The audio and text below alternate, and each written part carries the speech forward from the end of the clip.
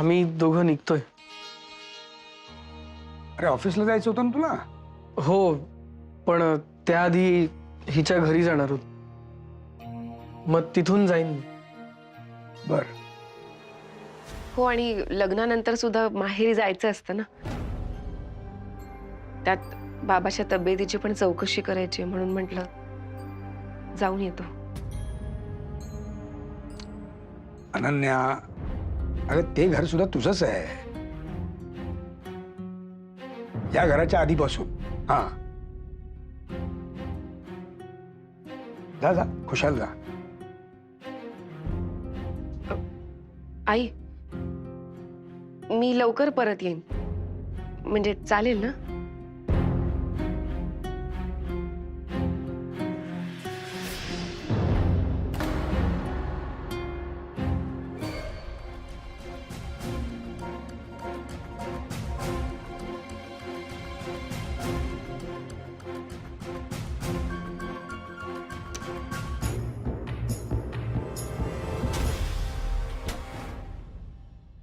बिचारी, खरं तर मांडव परतवणी किती साग्र संगीत व्हायला पाहिजे होती तिची.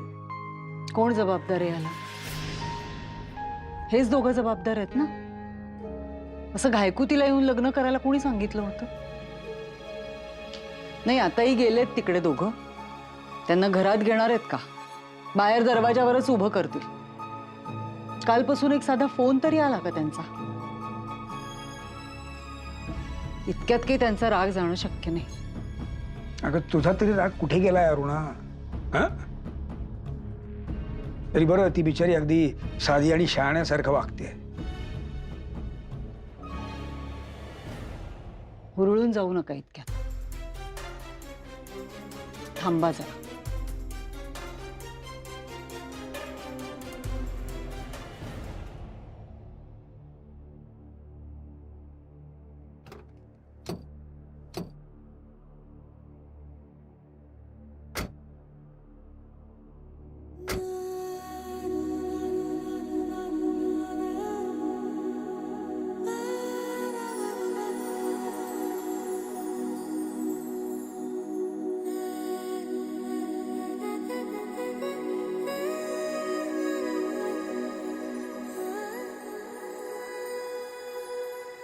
अथर्व, पूजा झाली नाही अजून, आणि आईला दिलेला शब्द मी मोडणार नाही. ठीक आहे.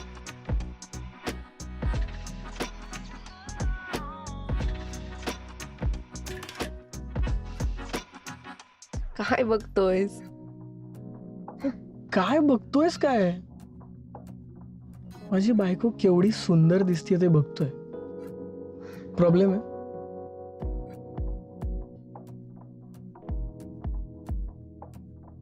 अनन्या, तू साडीत केवढी सुंदर दिसतेस माहितीये तुला? अथर्व, आपल्याला उशीर होतोय माहितीये. हो दे. अरे, तू असंच बघत राहिलास तर ड्राईव्ह कसं करणार आहेस? पण तू एवढी सुंदर दिसत राहिलीस तर मी ड्राईव्ह काहीच नाही करू शकत. मग ऍक्सिडेंट होईल. ऍक्सिडेंट ऑलरेडी झालाय माझा तुला बघून, आणि तुला बघून मी घायाळ झालो. अथर्व, चल, मला मम्मा बाबाला भेटायला जायचंय, ते वेगळं टेन्शन आहे. चल. हेच टेन्शन मी ऍक्च्युली दूर करत होतो तुझं, पण तू म्हणालीस की पूजा व्हायची.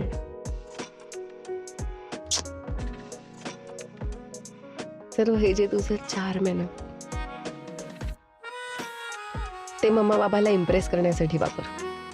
असं असं जवळ जाऊन मम्मा बाबाला कसं इम्प्रेस करायचं? अथर्व, प्लीज, मी खूप सिरियसली बोलतीये. हो, मी प्रयत्न करेन, पण हे बघ, सिरियसली मला असं वाटत नाही की ते एवढ्या लवकर इम्प्रेस होतील. कारण की आत्ता त्यांच्यासाठी मी जगातला सगळ्यात वाईट आणि दुष्ट मुलगा आहे. त्यांच्या प्रिन्सेसला पळवून नेणारा राक्षस आहे. डोंट वरी, मी करेन कन्व्हिन्स त्यांना. गोड आहेत रे ते. अँड आय एम शुअर आज ना उद्या ते कन्व्हिन्स होतील, करतील ते तुला ऍक्सेप्ट. देव करू आणि तसं लवकर होऊ दे. बाय द वे, पूजा कधी आहे? अथर्व चल ना लवकर, बघेल कोणीतरी काय वेडेपणा आहे हा. मग बघू दे. बायको आहे सगळं दुनियाची.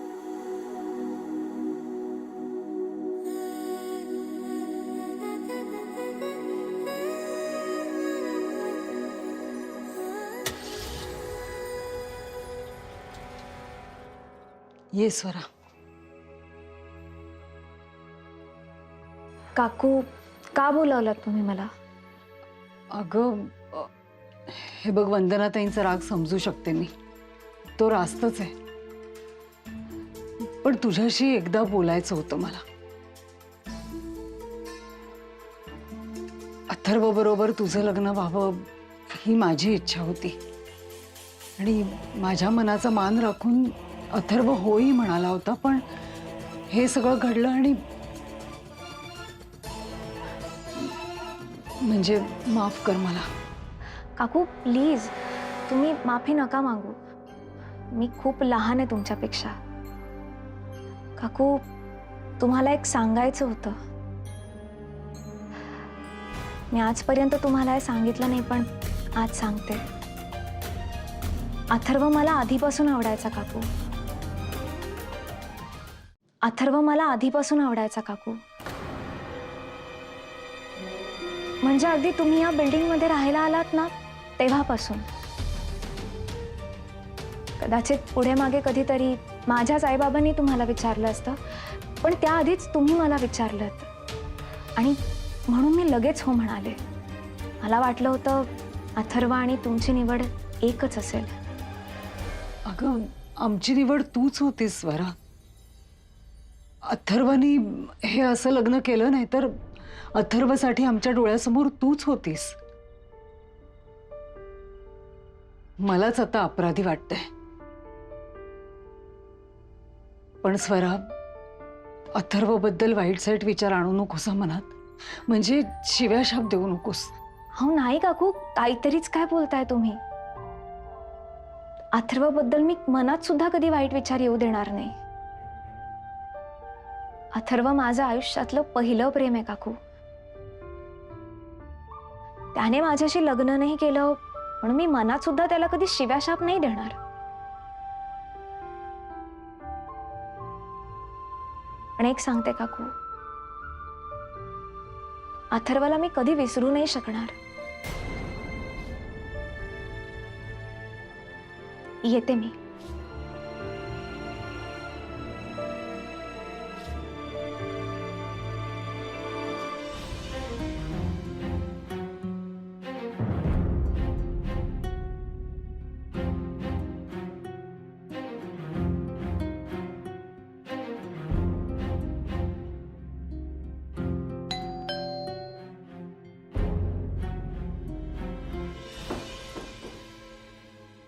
ताई तुम्ही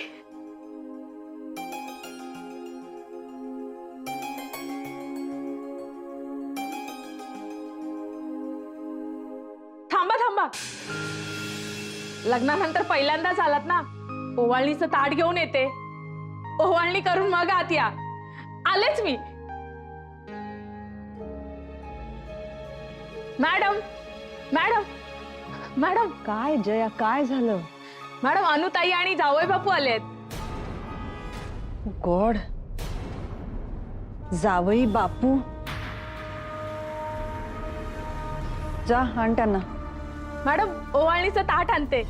लग्नानंतर पहिल्यांदाच आलेत ना ते आपल्या घरी. नको, आरती ओवाळण्यासारखं काहीही केलेलं नाहीये त्यांनी. जा तू आज, जा, मी बघते.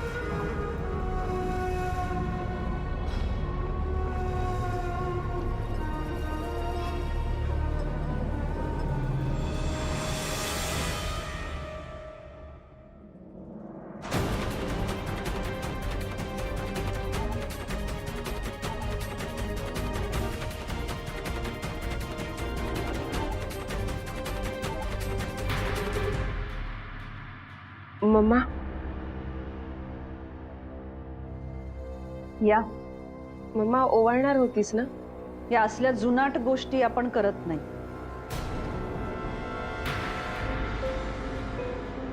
या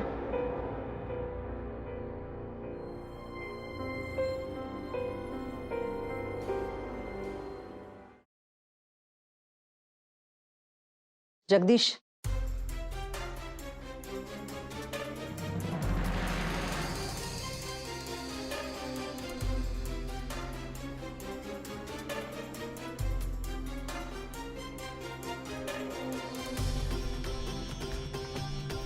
बाबा नमस्कार करतो.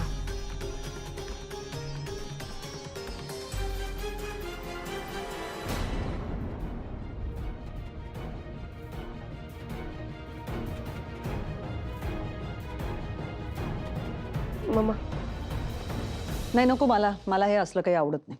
ओके, बसा.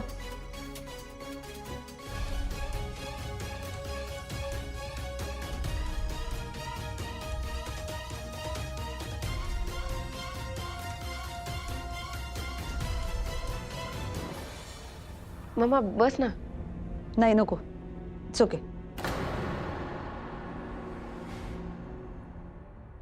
बाबा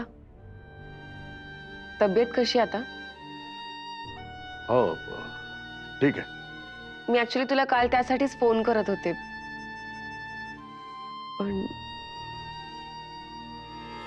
अथर्व, तुला मी ऑफिसमध्ये भेटायला बोलवलं होतं. हो सर, मी डिरेक्टली ऑफिसमध्येच येणार होतो, पण अनन्या म्हणाली की तुम्हाला आय मीन घरी भेटूया म्हणून.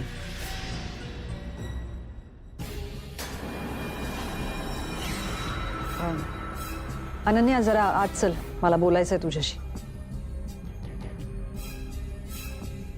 हो.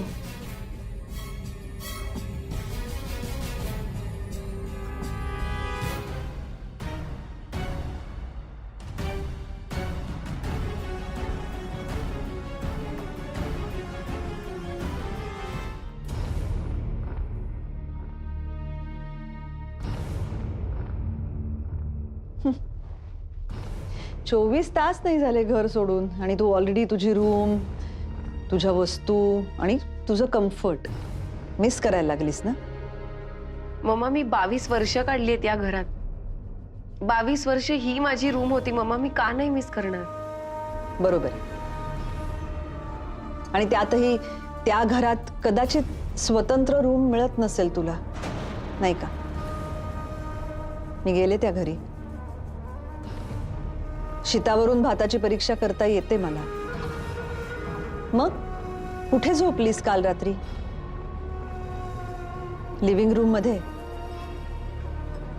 का किचन मध्ये?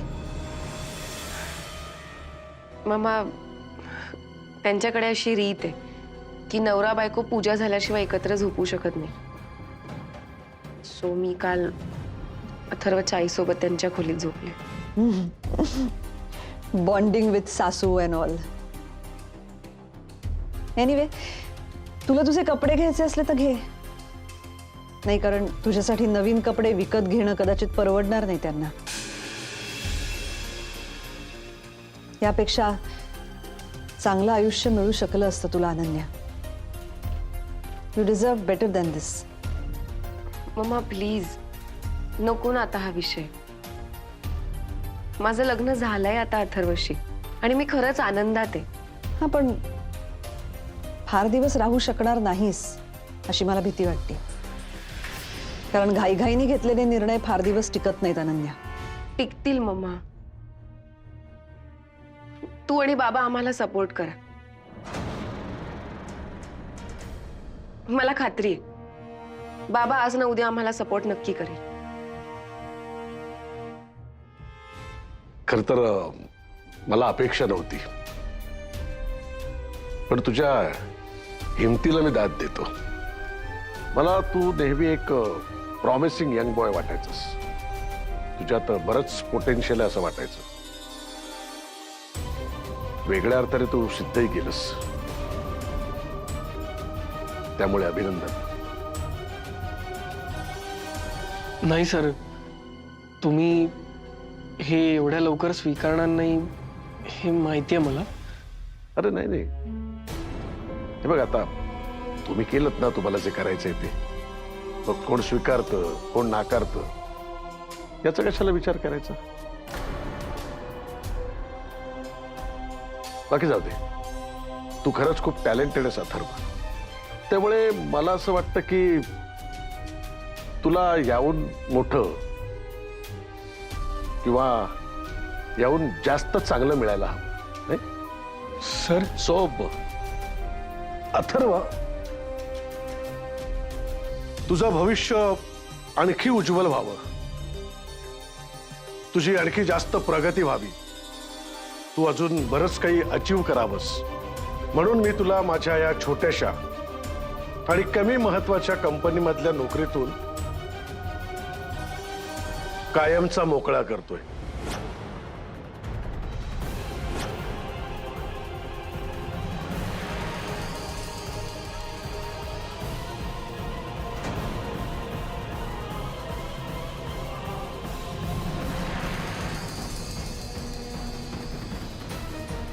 सर,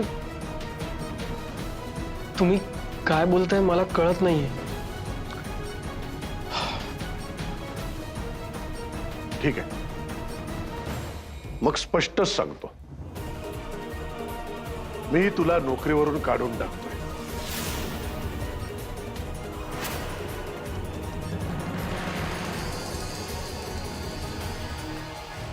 सर, पण का? आय मीन, आत्तापर्यंत मी प्रामाणिकपणे काम केलंय आणि माझ्या सगळ्या कामाचं तुम्ही कौतुक सुद्धा केलंय. केलंय ना, तू काम चांगलंच करतोस आणि म्हणून मला खात्री वाटते की तुला कुठेही नोकरी मिळू शकते. अहो सर, पण का? हे बघा सर, मला माहिती आहे मी अनन्याशी लग्न केलंय म्हणून तुम्ही चिडला आहात माझ्यावर, पण हे लग्न करण्यामागे माझा कुठलाही वाईट हेतू नाहीये सर. सर, माझं अनन्यावर जेन्युइनली प्रेम आहे. मी तिला खूप सुखात ठेवेन आणि आयुष्यात मी खूप यशस्वी होऊन दाखवेन सर. कशाच्या भरवशावर? माझ्या कंपनीच्याच ना. आणि मग लोक काय म्हणतील? सासरा बॉस आहे, मग जावायचा फायदाच होणार. मी एक साधं तुझं काम बघून तुला प्रमोशन द्यायचं ठरवलं ना, तरी बाकीच्या स्टाफला असंच वाटतं की बॉस जावायला फेवर करतोय. त्याने काय होईल? कंपनीमधल्या लोकांच्या मनात तुझ्याबद्दल जो आदर आहे तो नाहीसा होईल आणि उगाच तुला सवलती मिळत जातील. आणि मुख्य म्हणजे अनन्याला जो स्वतःच्या हिमतीवर प्रगती करणारा नवरा हवा होता ना, ते होणार.